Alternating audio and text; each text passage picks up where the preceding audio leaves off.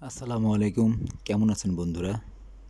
অতীতে নাই, আজকে হাজির হয়েছি ১৯৯৬ সালের বাংলাদেশি ৳১ সোনালী কয়েন।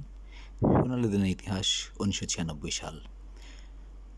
ওল্ড ইজ গোল্ড আপনাদের জন্য নিয়ে আসছে গোল্ড কয়েন তথা সোনালী নিকেল দ্বারা ৳১ সোনালী কয়েন।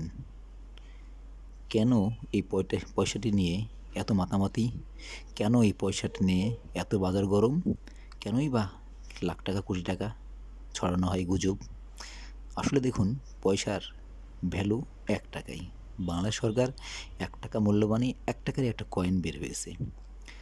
কারো কাছে পুরাতন হয়ে গেছে, কারো কাছে নতুন অবস্থা আছে। কালের বিবর্তনে পুরাতন জিনিস হারিয়ে যায়।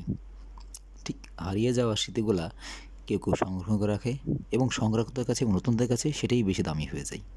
কিন্তু এই ৳১ ভ্যালু না আছে এতে সোনা, না আছে চাঁদি, কিছুই নেই।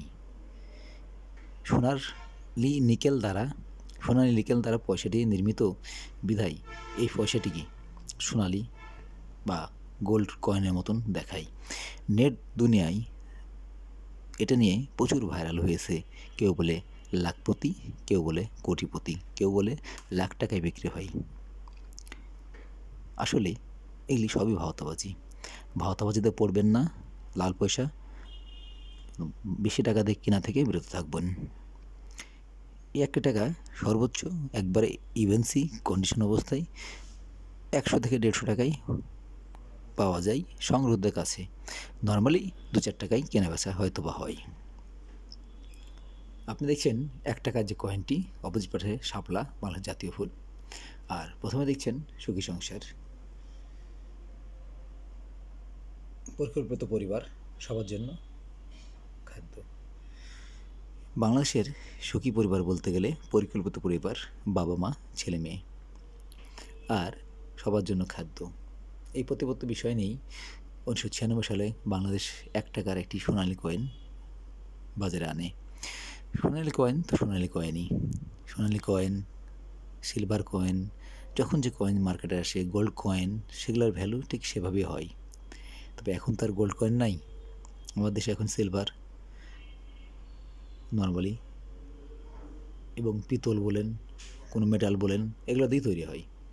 তো এই পয়সাটি বাজার ভ্যালু নাই বললেই চলে। এএনসি অবস্থায় যেটা বলেছি সেভাবে কেনা বেচা হয়। আর নতুনত্ব ৳২-৩ বা ৳১, ৳৫, ৳৬০, ৳১০ এই অবস্থায় সংরক্ষণ হয়। মানুষ মুখে মুখে ছড়িয়ে দিয়েছে এটা দিয়ে অলঙ্কার বানানো যায়। অলঙ্কার বানিয়ে সোনার পান দেয়। এতে পান করলে সোনালি কালারটা অনেক দিন টিকে থাকে। অ্যাকচুয়ালি এই পয়সার সেরকম কিছু হয় না, হয়তো বা কেউ শখ করে বানিয়েছে। আর লাখপতি কোটিপতি হওয়ার স্বপ্ন আসলেই ভুলে যান। এসবের কিছুই নাই এর মাঝে। শুধুই একটি পয়সা যার মূল্য ৳1 এবং পুরাতন হিসাবে এগুলো সংগ্রহের জন্যই হয়তো কিছু দামের তারতম্য হয়ে থাকে। আপনাদেরকে এই পয়সা সম্বন্ধে যতটুকু পেরেছি ব্যাখ্যা দেওয়ার চেষ্টা করেছি। আপনারা আমাদের ভিডিওটি ভালো করে দেখবেন। আগামীতে আরও কোনো নতুন ভিডিও নিয়ে আপনার মাঝে হাজির হব এবং তখন আবার কথা হবে। সে পর্যন্ত আপনারা সবাই ভালো থাকবেন।